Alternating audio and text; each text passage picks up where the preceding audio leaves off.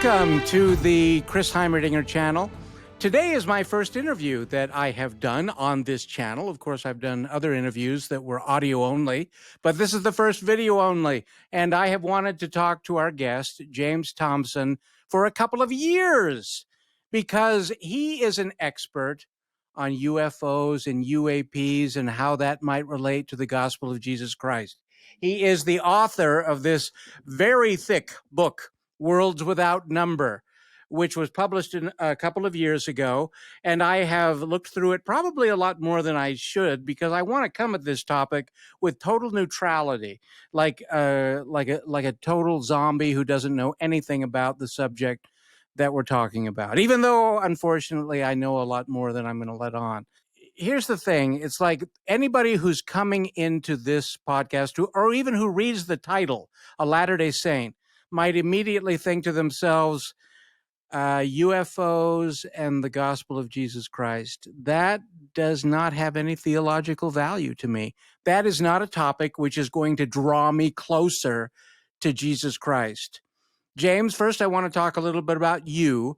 You are an attorney, retired, a researcher, and a ghostwriter. You write books of your own. That's right. And you write books for other people.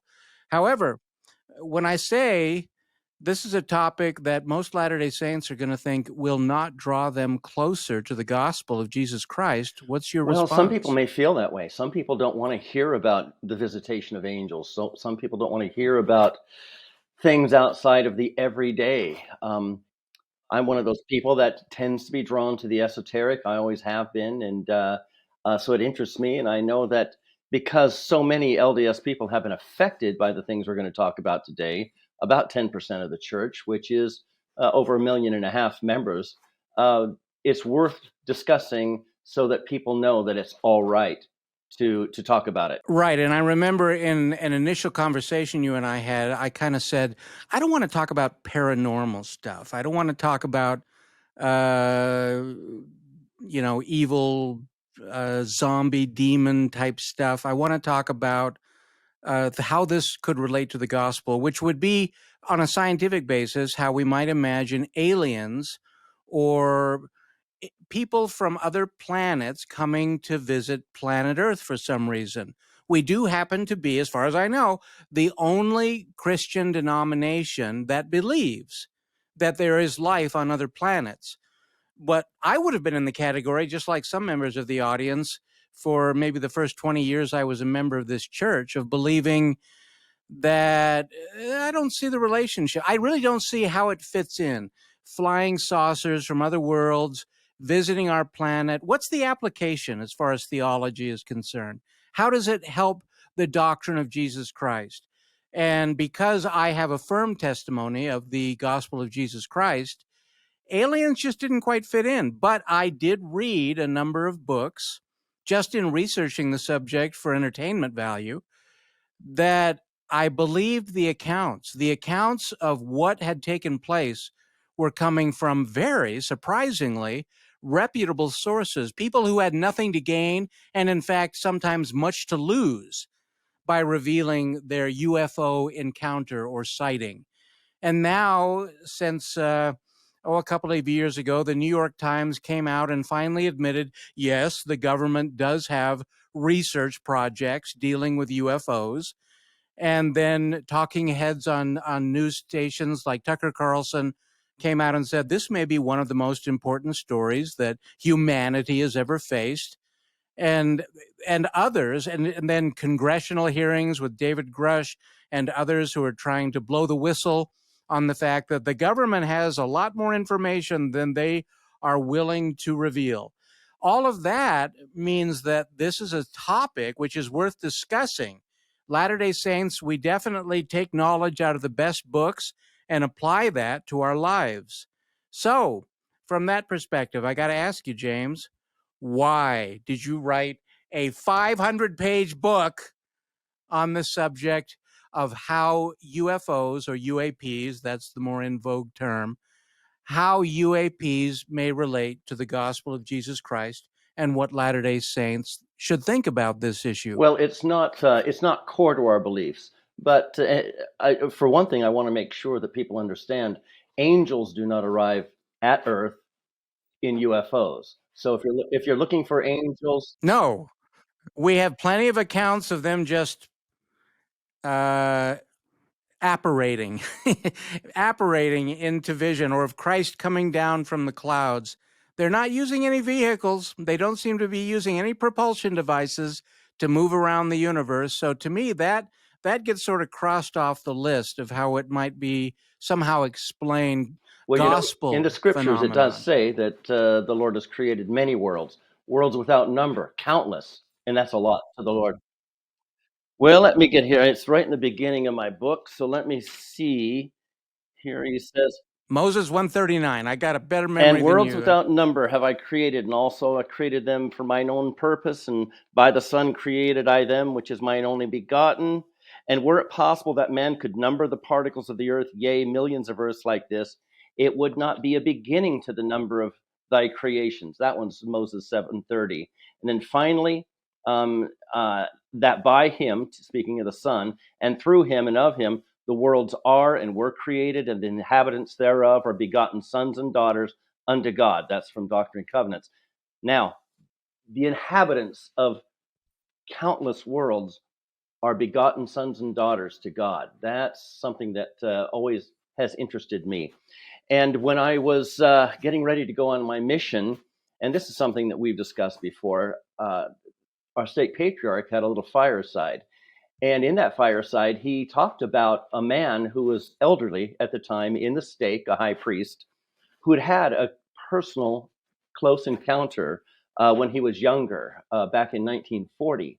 And we all listened with great interest to this because we were of the generation where there were possibilities. We watched the movies and the TV shows.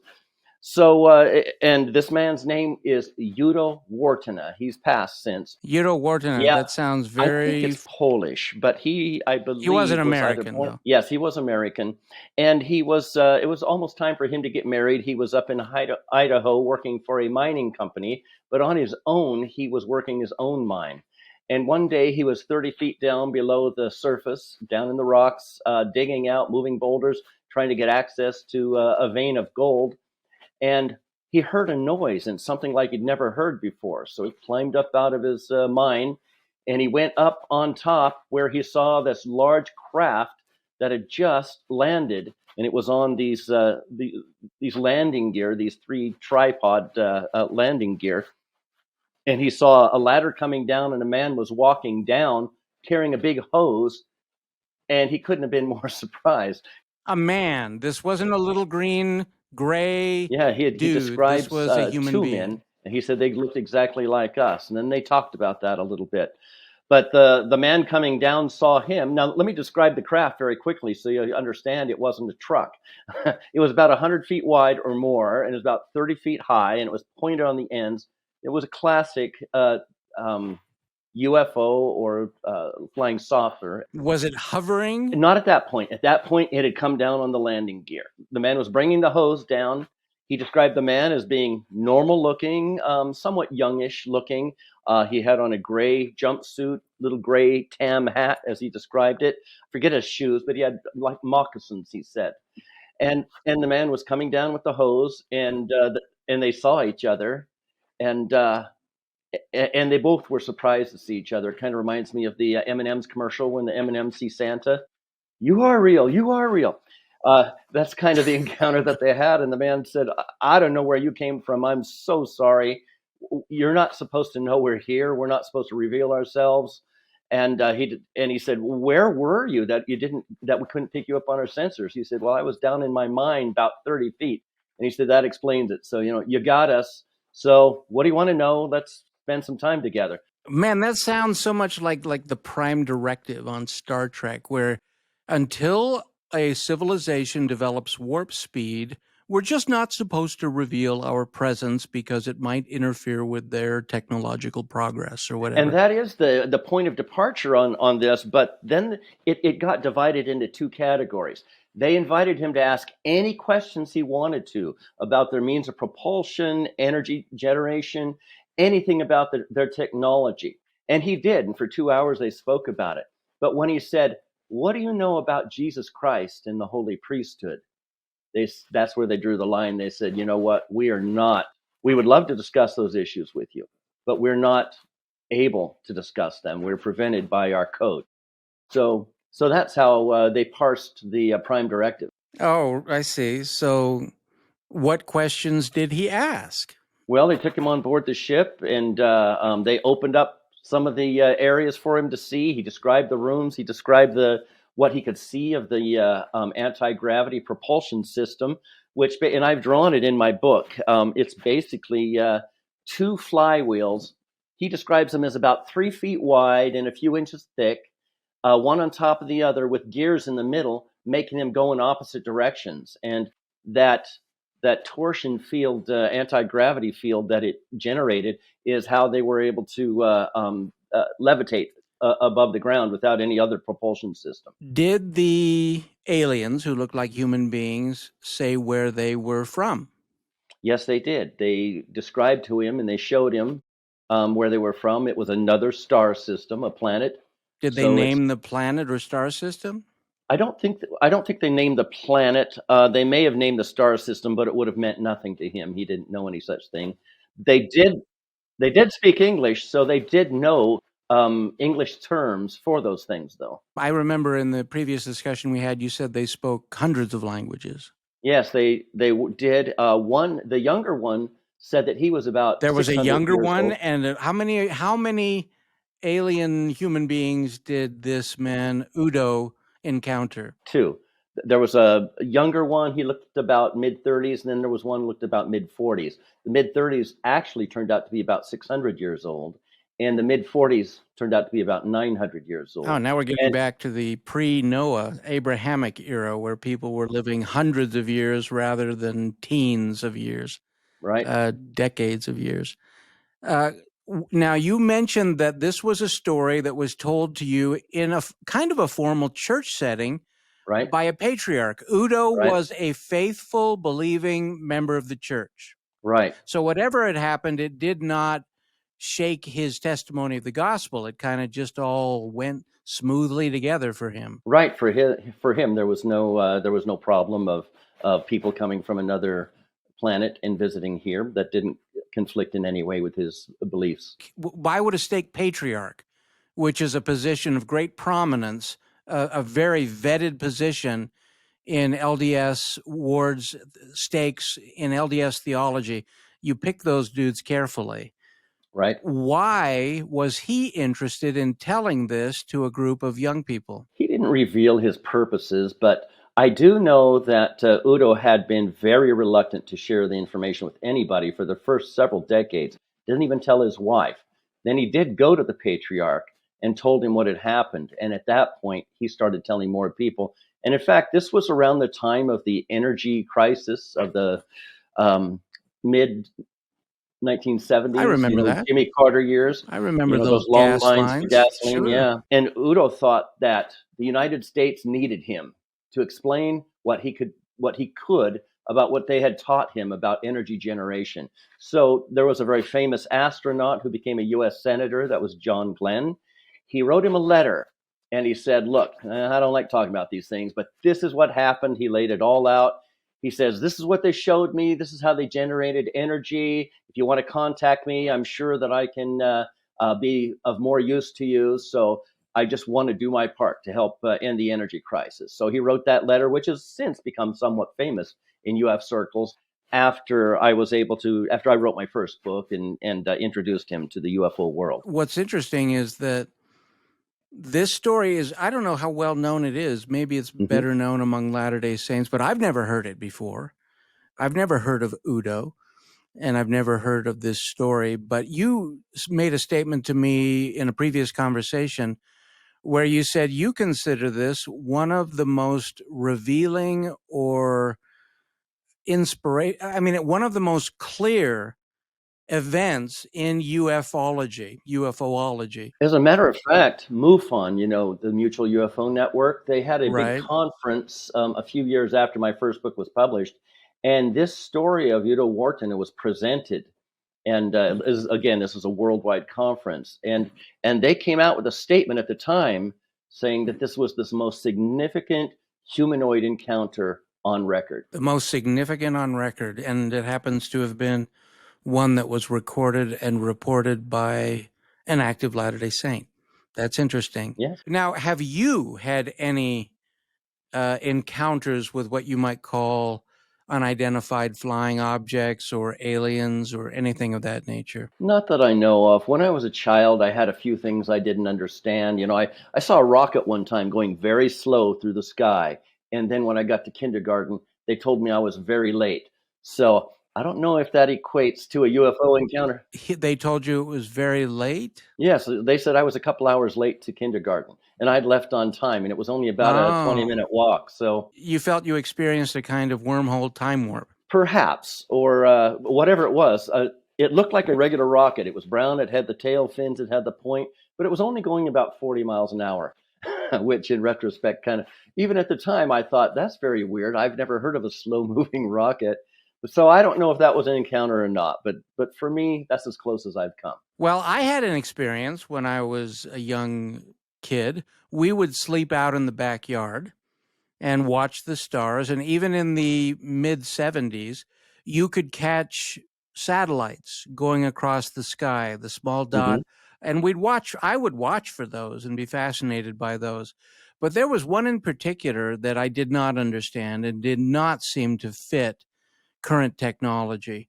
And that was that I watched a star go to the middle of the sky, slowly make its way, and then it stopped. Satellites don't stop. Right. And then it broke, it became 5 stars, 5 points of light moving out away from each other until they disappeared into the sky. That was what I saw. And in my mind, even from my knowledge of technology today, that particular technology would not have existed at the time. But maybe it did. And what I saw was not a UFO or something paranormal or anything of that nature. My father, however, he was in the U.S. Air Force in the 1950s, late 50s, and he was in a helicopter flying over Belgium, and he had the typical experience of witnessing a large cigar-shaped craft that was hovering, and he just said that this thing remained there and hovered, and he took pictures, 2 rolls of film, and the craft just eventually disappeared. When it was done, he turned that footage, the undeveloped canisters of film, over to the Air Force. That experience, though, for him was irritating because he went back to the same office where he gave them the film footage, and he never found out what happened to it, never was given back the footage. And it was his footage, he wanted to see the pictures that he took. We've heard that story 1,000 times. Yeah, that was one of those cases where the U.S. government is apparently hiding information. So he, throughout the rest of his life, would talk about that experience. What's interesting with my father was he basically passed away as an agnostic. I've always wondered if the adversary could use, even talking heads like Tucker Carlson are now pretty much, they're leaning toward the side that this is a spiritual phenomenon. This is no different than the kinds of visions and apparitions and paranormal kind of activities that have happened throughout human history. And now it has simply morphed into something with a more scientific kind of a perspective.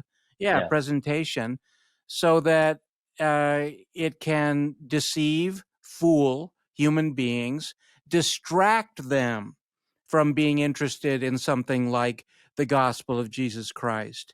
The Pentagon has a number of generals who believe that that's exactly what's going on. I'm glad you mentioned that because I watched a podcast that you did, and you were about to mention, and as a matter of fact, Luis Elizondo, who's, of course, big in the UFO community, he said, and then the guy cut you off. The interview cut you. What were you going to say about Luis Elizondo and the fact that there are U.S. generals, people high up in the military in the United States, that, like Tucker Carlson and others, simply dismiss these experiences as spiritual. They believe in them. They just think they are spiritual events. Well, fundamentalist Christians, up until very recently, just thought there's God and there's the devil. If it's not of God, it's of the devil. And anything that we can't explain with easy science, or if we can't point to it specifically in the Bible, it's of the devil. And so that was kind of the dichotomy up until 20 years ago or so, when people started realizing, now there's something more out there. There's some gray areas that might not be the devil.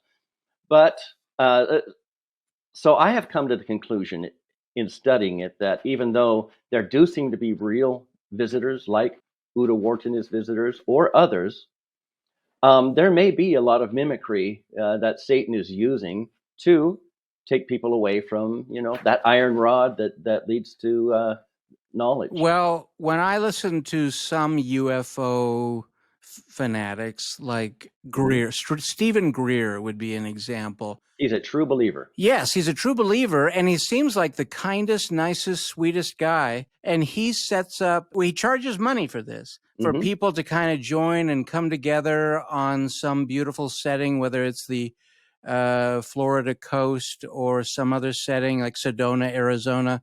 And they will all get together and sit in a circle in the twilight into the evening, and they will report many UFO sightings. It's almost, his opinion is, because we are all of one mind wanting to learn, then the UFO experiences happen. Now, to me, that sounds like a classic case of the adversary saying, okay, here's an opportunity to deceive people, get them distracted, focused on thinking about nothing but UFOs and thinking about nothing but little green men, so that they're just not thinking about how the universe works. They're not thinking about their personal salvation. That seems easily explained away by some of the experiences that are reported by someone like Stephen Greer. And I can't judge that. It may, like you said, I like the fact that you said a lot of people want to put these experiences black and white. Either it's heavenly or it's satanic. And what you're suggesting is there is a middle ground. Well, I'm suggesting that there's all of the above, that there really are encounters that we're having with actual beings, some of them human, some of them humanoid, some of them not.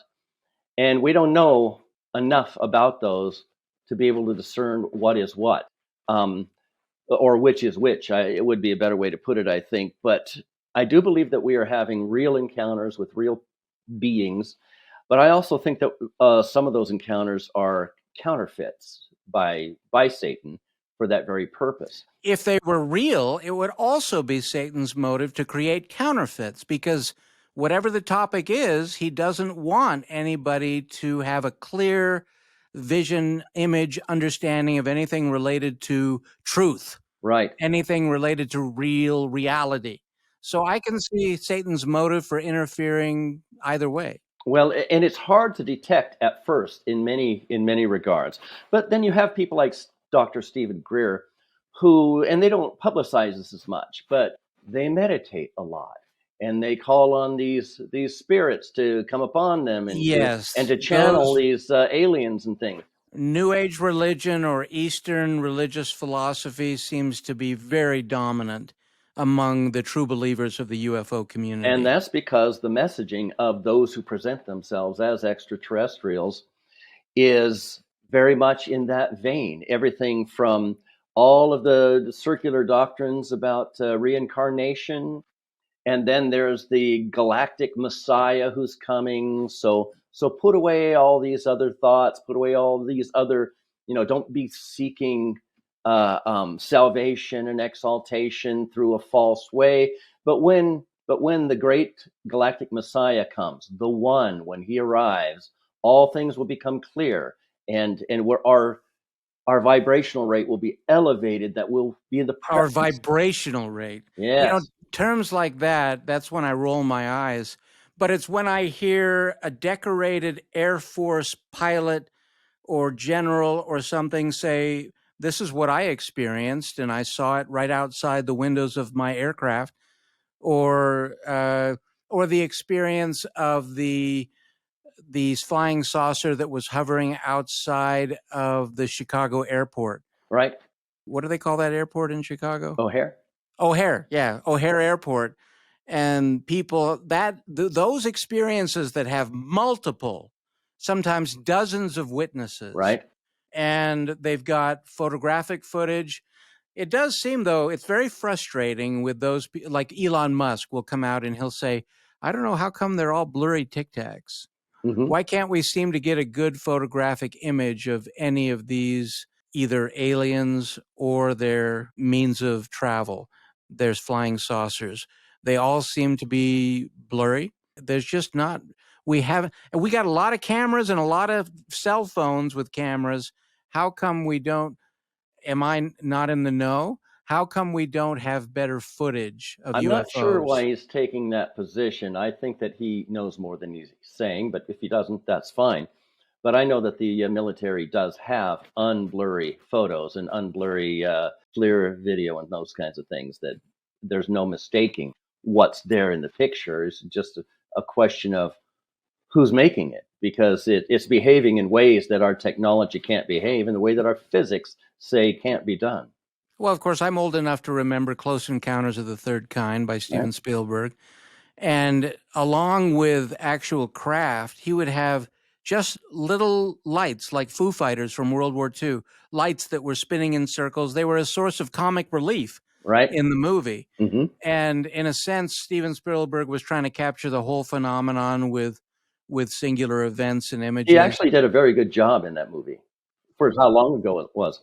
I remember in your last podcast interview, they were trying to think of movies where aliens were good.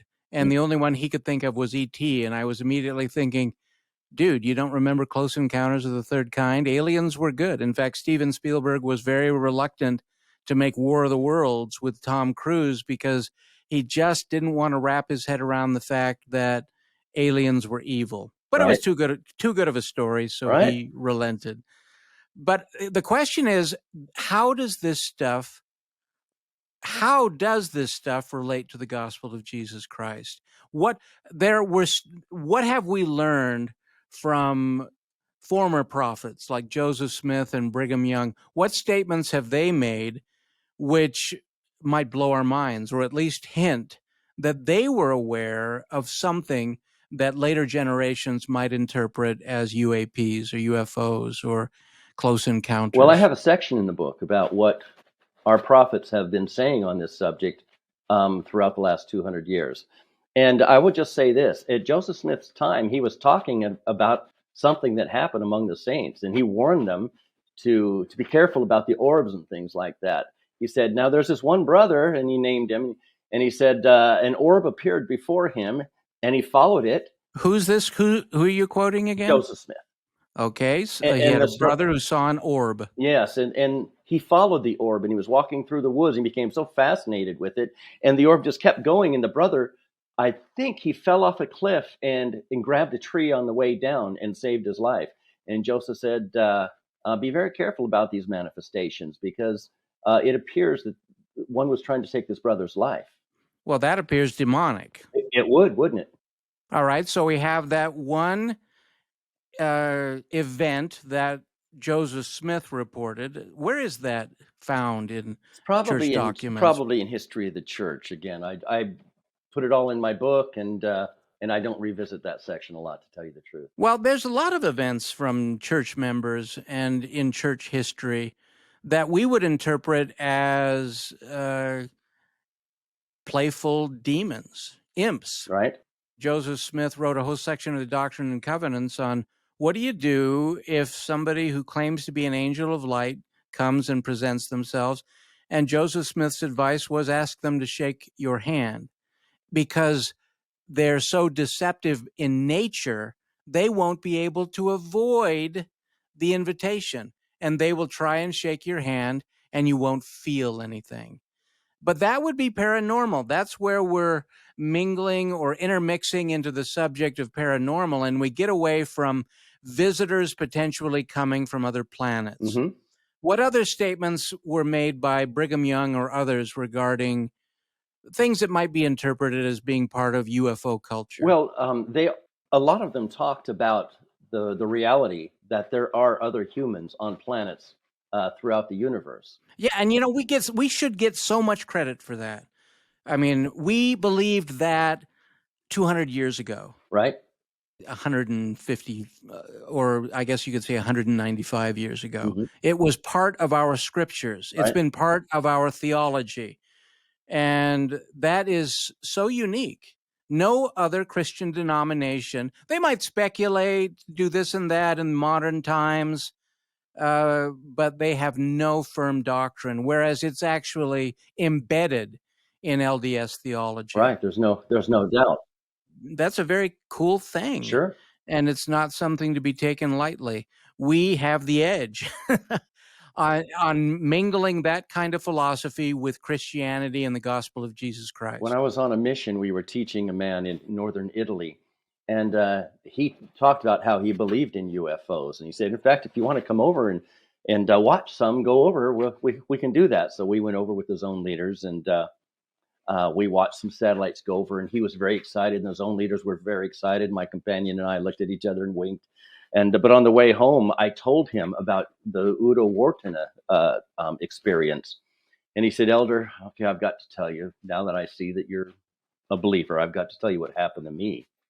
And then he told me his Your mission missionary companion. companion, yes. And his name was Stan Harder. He became an attorney in Southern California, and he passed recently. He didn't become a New Age fanatic Nope. going out doing UFO watch club Nope. meetings. Okay, So so what was his I experience? love that in your book, Chris, by the way. What was it? The Eddie, Which one? the UFO Watch Club. Oh, the Gadiantons and the Silver Sword, Yes, the love it. Bernardians. Oh, I love Yeah, those guys. that was definitely inspired by the New Age. I knew people at my sales job, the one that's kind of dramatized in book 4 or book 3, The Feathered Serpent Part 1. There were people in that organization who sat on pyramids in their backyard Right? and looked for signs from the heavens and signs from the beings that were higher than themselves. And I thought it was all a distraction. It was a demonic distraction from the things that are true and important and help us to pursue salvation. And you captured that vein very well. There are Yep. there are hundreds of thousands of people sitting on pyramids in their backyards, just like you described. Well, thank you. So for many people, this phenomenon, UFOs, UAPs, close encounters, definitely can be something that for the rest of somebody's life can serve as a block, a mental block to prevent them from pursuing an understanding of Christ. If they don't look at it in the right light, it could become. Yeah. So it's interesting when a Latter-day Saint who is taking the sacrament every week, striving sincerely, going to the temple, they claim that they have had an experience like that.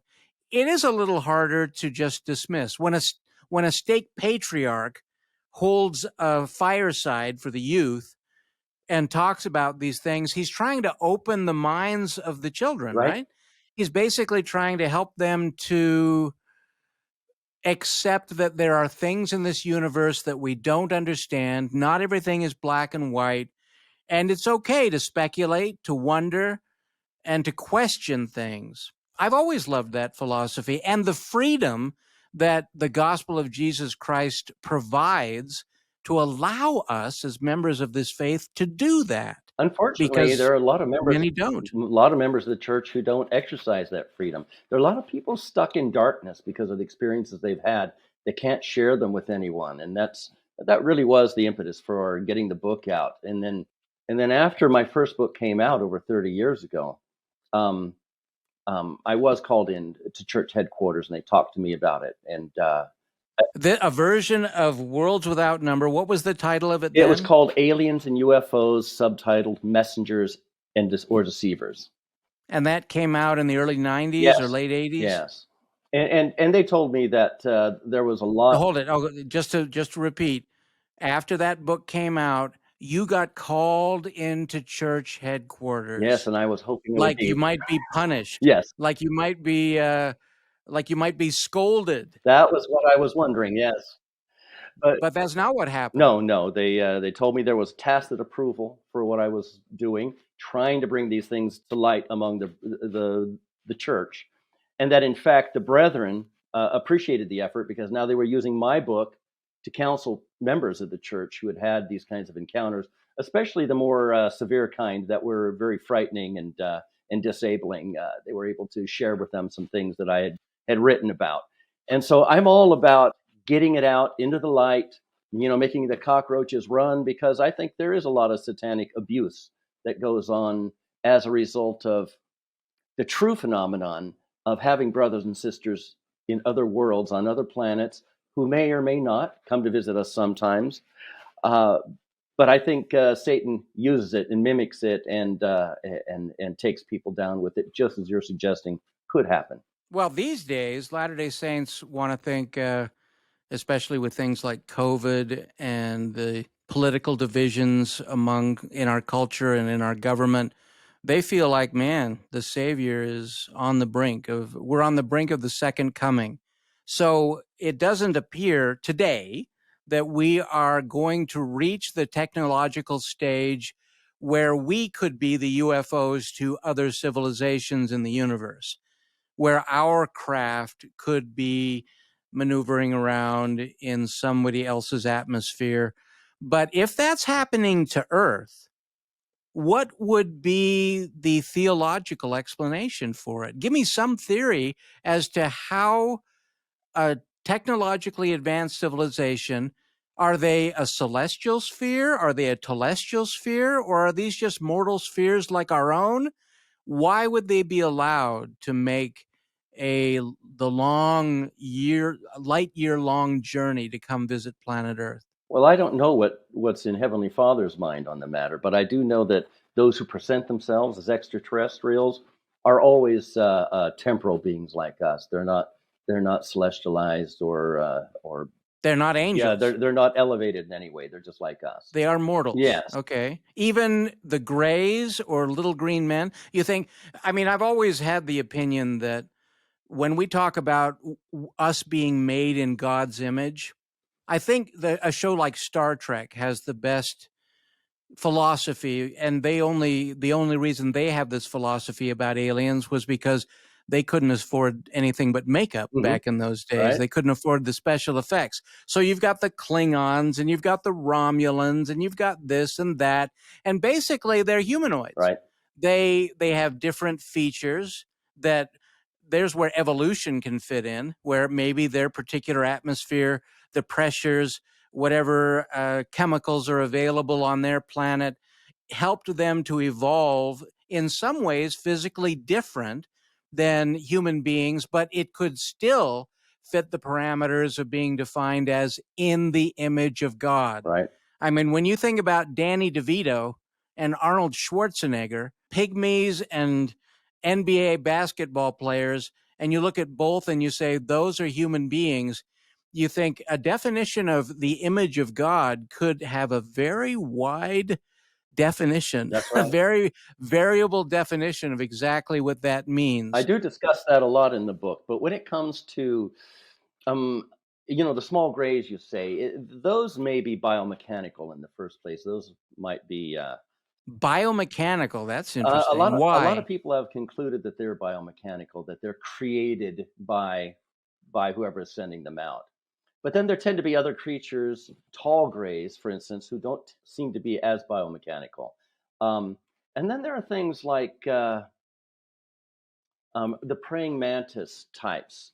I have a problem with them because they all seem to be humanoid in some way. The fact that there are other animal types of humanoid creatures. And again, most of them present as humanoid with insect uh, aspects, or humanoid with lizard aspects, or something else, humanoid with. Well, that seems inspired by Ender's Game by Orson Scott Card or by a certain episode in the old Star Trek series. So sometimes culture and claims seem to be closely related and inspire each other. Well, those who are enamored of the Book of the Watchers, in the Book of Enoch. And there's an entire population of people who are very interested in that line of ancient. Okay, now you're getting into a topic where I think half of our audience is going to be like, what is the Book of Well, I Enoch? will just say this, that it's Let me give kind of an introduction that I think will help the listener. You said that Joseph Smith had started to translate the Book of Enoch. Now, are you talking about the chapters that we have in the Book of Moses? Oh, okay. But you're right. It does end on a cliffhanger. I mean, those verses just suddenly cut off, like Joseph Smith stopped recording the history of what was happening in the time of the and prophet Enoch. that's how it went down too. And you believe that the cessation by Joseph Smith of talking or translating into the Book of Enoch was deliberate because church members were not ready for it, or they were treating it lightly or vainly. Well, Hugh Nibley talked about this at length because he really loved Hugh Nibley. right. Does everybody know who Well, you Hugh should Nibley is? know. He was the scholar of scholars that existed in our church, and he passed away in, I think, the late 90s. And he was brilliant. I listened to him in person when I was a student at BYU. He was the expert of expert when it comes to looking at ancient texts and ancient cultural things and relating them to being either evidence of a community that apostatized from the LDS faith, or of a community that simply has shadows and reminiscences of the true gospel. He was the expert at revealing and talking about that in like 10 or 12 volumes. Right. His stuff has been compiled and made available to the public. Still great reading. It is not something that gets timed or dated. Right. And many people criticize Hugh Nibley, but just, many people criticize a lot of people. Just read the material. Right. So what did Hugh Nibley say about the Book of Enoch? Well, after Joseph Smith, 3 versions of the Book of Enoch were discovered. Right. We have found the Book of Enoch in manuscript form, 3 different books that go by the title Book of Enoch. And there's a lot of bizarre material, things that were, the sectaries, they wrote things that were interesting to them, and how the clouds and things. But the meaty parts, there was a Book of the Watchers. And that says that at the time Adam and Eve were expelled from the Garden of Eden, our Heavenly Father sent down these watcher beings, and they're somewhat angelic, but they were very physical beings, as we learn later. And they're the ones that taught Adam and their children industry, civilization, and all the arts that they needed to get civilization going. Was this with Heavenly Father's approval? Yes. It was an assignment. At least according to the Book of Enoch. Yes. And 200 of these beings began to desire women, earth women, human women. And they made a pact with Satan, and they apostatized, and they went off on their own, and they had children with these women who were giants, and then they continued to have children who were called the Nephilim. And part of what they did was try to undermine humanity, try to undermine Heavenly Father's plan, resulting in the Great Flood. The Great Flood. Nephilim, giants, were part of the reason that Heavenly Father felt the world had apostatized to the point where only Noah and his family were worthy to survive. Everything else needed to be wiped out. You're saying that part of the reason, part of Heavenly Father's motive for bringing about that disaster would have been because humanity had been corrupted by interbreeding with Nephilim? Yes, and that's a very good way you put it, because not only was the interbreeding proliferate, it was everywhere. The interbreeding was going on, and so it was an impure line, and to the point that it said only Noah and his sons were incorruptible in their day. But also there was a lot of genetic experimentation that was going on at the time, not only between humans and the Nephilim, but between humans and various beasts.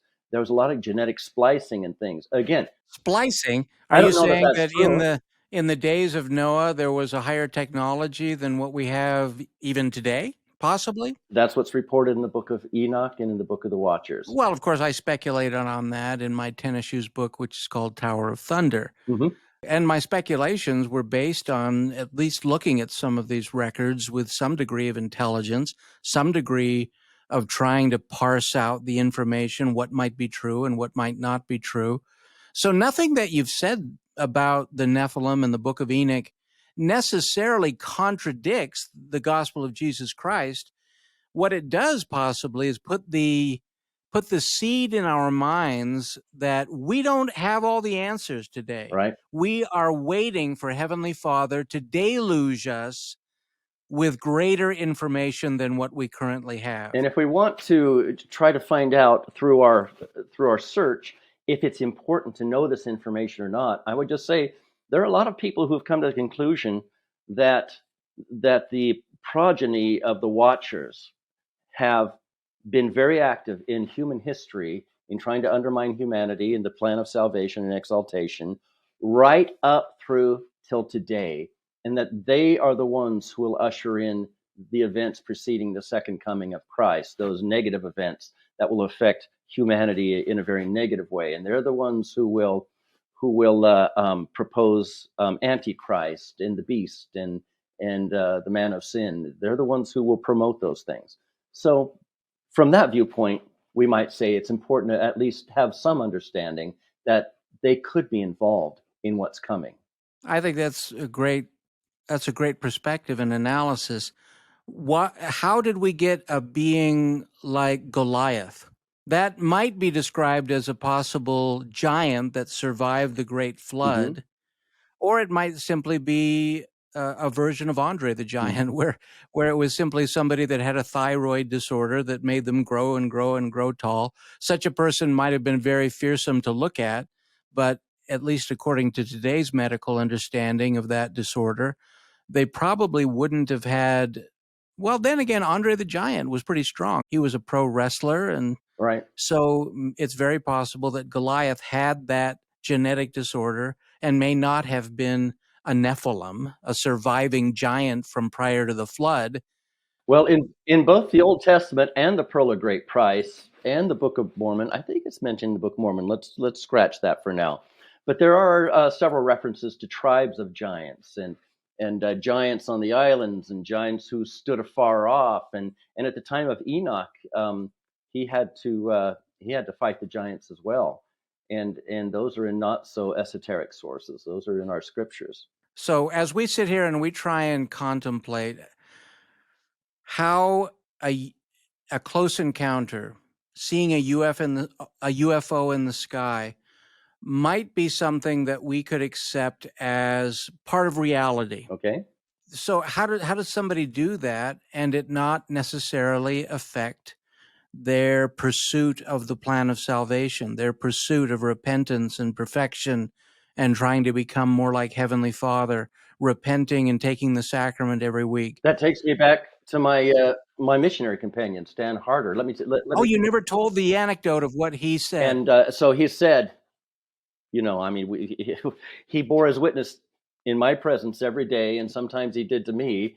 And even though this wasn't the same situation, it was done with the same intensity that he shared gospel principles with others.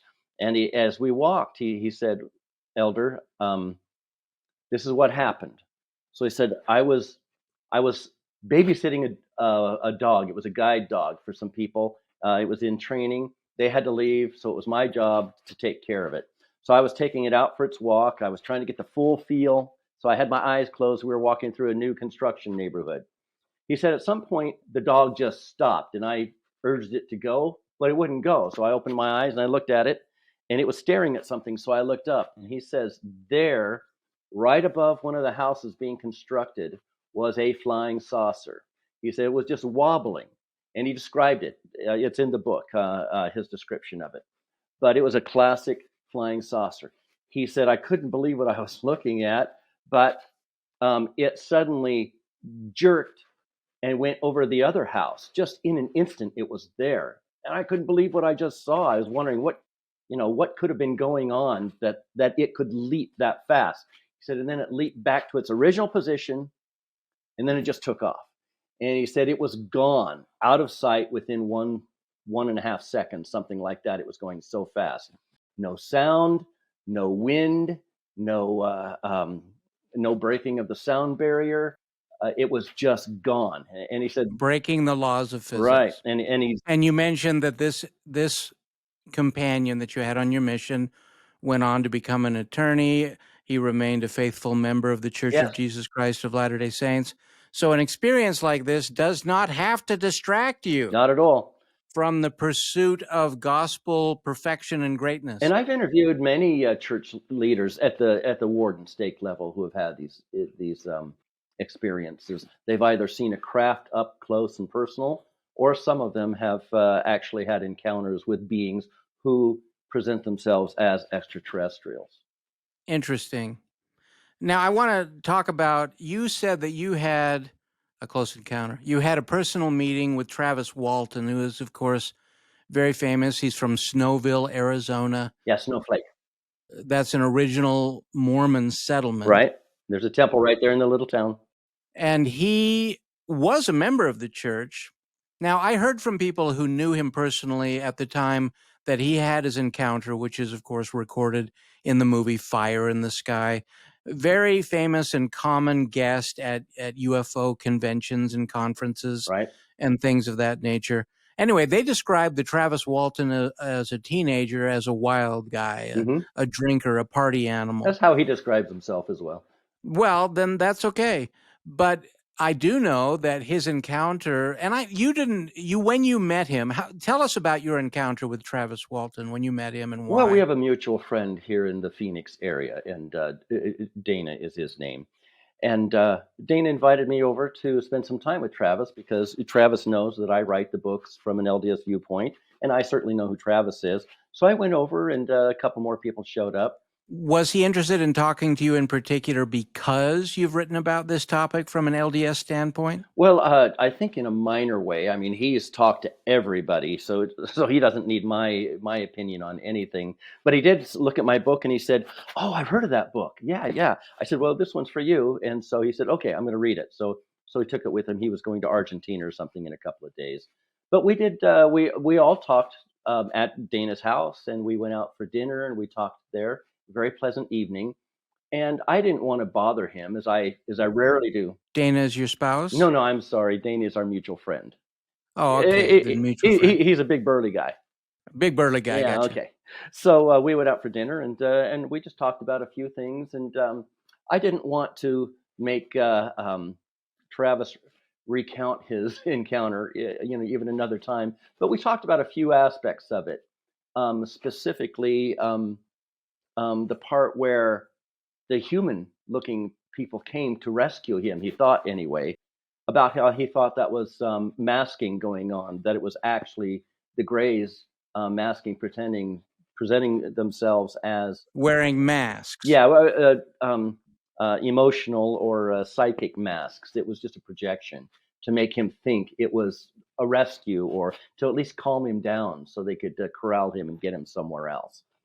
That was kind of the part that we talked about a little bit, because he knows I'm interested in those aspects. Well, I don't have an opinion on the matter because I don't know this person, but I do know that he has made a comfortable living recounting this experience for the rest of his life. We don't know whether he's ever expressed interest or aligned his life in a way where he's back as an active, productive Latter-day Saint. But my impression is, no, he's not. I didn't get the impression he's an active member, but I think that he's a good guy. Well, yeah, and that's okay. However, when I look at it from a personal perspective, not his influence on the world, but from a personal perspective, that experience that he had when he was young may have, this is speculation, may have distracted him where he doesn't have much interest. I think he was already, as you say, I think he was kind of already off the course, kind of a wild young guy, out working hard just to make a living. And well, that makes people who are listening to this podcast, they can think about that and say, well, of course, if he was off the path, then a demon could bring this experience into his life and keep him off the path for the rest of mortality. Could be. Until he passes away.